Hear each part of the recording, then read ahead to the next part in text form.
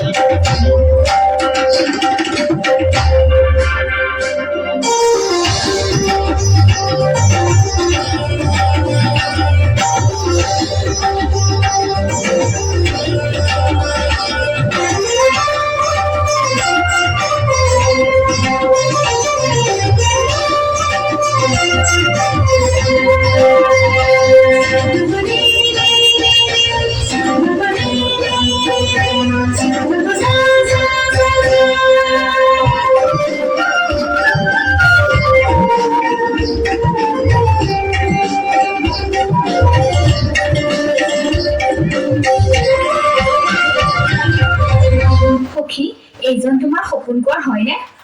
সখী এইজনে মোৰ সপোন কোঁৱৰজন। তিনিও বৰণীয়া দশকৰে এয়ে মোৰ সপোনত আমনি কৰিছিল।